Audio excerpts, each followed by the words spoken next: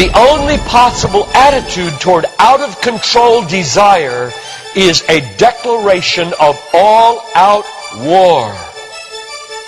I hear so many Christians murmuring about their imperfections and their failures and their addictions and their shortcomings, and I see so little war. Murmur, murmur, murmur. Why am I this way? Make war! If you wonder how to make war, go to the manual. Don't just bellyache about your failures. Make war!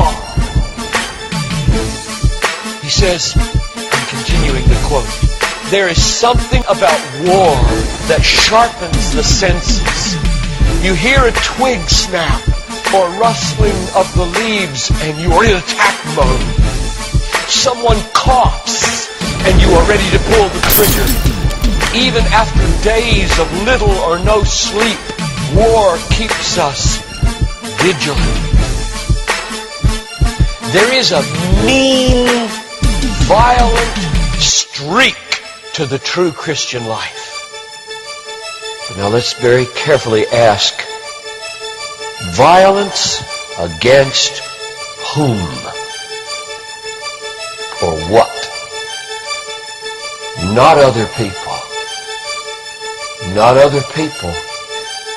Not other people. Not Muslims. Not Hindus. Not Buddhists. Not atheists. Not secularists. Not nominal Christians.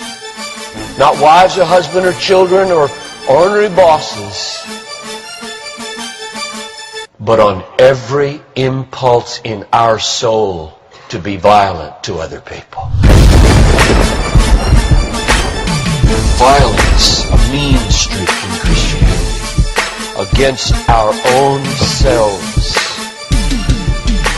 And all in us that would make peace with sin and a settling in peacetime mindset.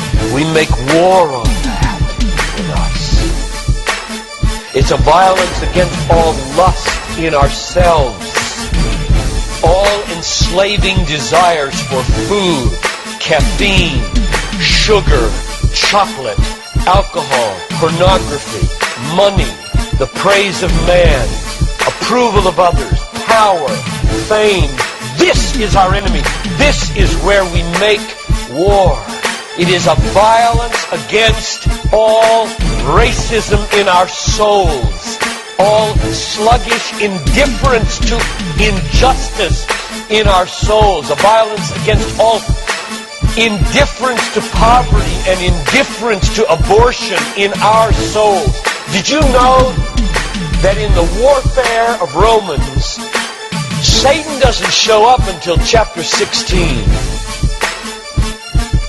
We tend to think of spiritual warfare as this little thing where you find some way to pray or some way to lay hands on or some way to do a Satan thing. Well, that's important. Believe me, that's important. We war not against flesh and blood, but against principalities and powers and world rulers of this present darkness and spiritual hosts of wickedness in the heavenly places. That's important. But you know what? It's not nearly as important as this. Because the only foothold Satan has in your life is your flesh and your sin. Nobody goes to hell because of Satan. The only reason we go to hell is sin. Much more important than fighting Satan is fighting sin.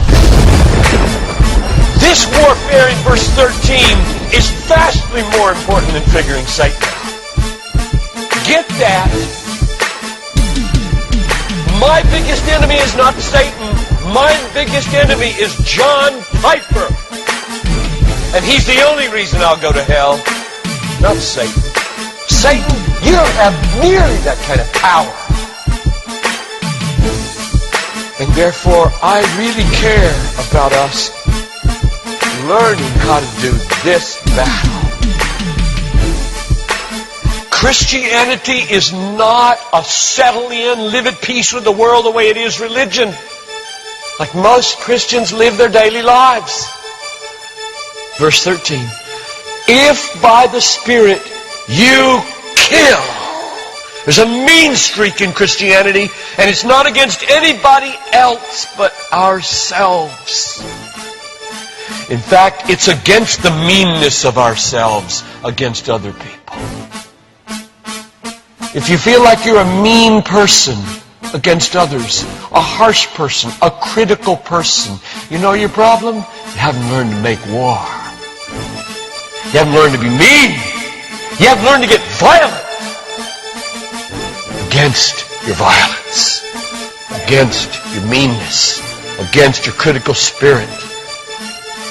And you complain of it, talk about it, but have you made war 24/7 against it?